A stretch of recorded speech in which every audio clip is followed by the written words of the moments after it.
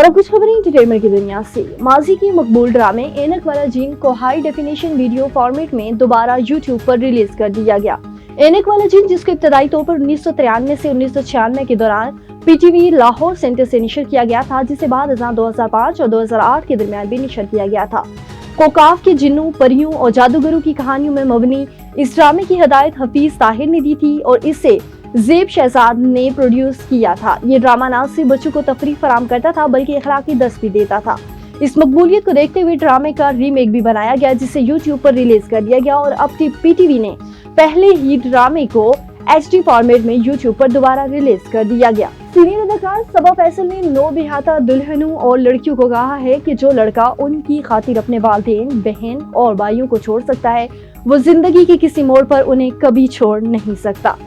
صبا فیصل نے کہا ہے کہ میرے تجربے کے مطابق ایسا بہت کم ہوتا ہے کہ لڑکے شادی کے بعد بدل جائیں۔ وہ شادی کرنے کے باوجود اپنے والدین اور خصوصی طور پر ماں کی پسند اور ناپسند کو ساتھ لے کر چلتے ہیں۔ اداکارہ کا کہنا تھا کہ بعض اوقات رشتے میں بندھنے والے یا شادی کے فوراً بعد کچھ وقت تک لڑکا اور لڑکی نئی محبت میں بدل جائے، لیکن وہ چیز وقتی ہوتی ہے، مستقل ایسا نہیں ہوتا۔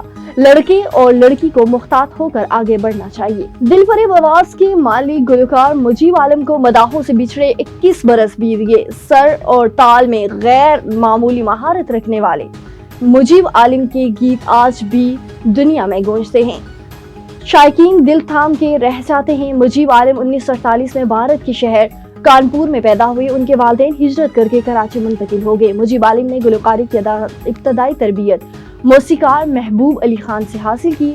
موسیقار حسن لطیف نے اپنی فلم نرگس میں گائیکی کا موقع دیا، مگر یہ فلم ریلیز نہ ہو سکی۔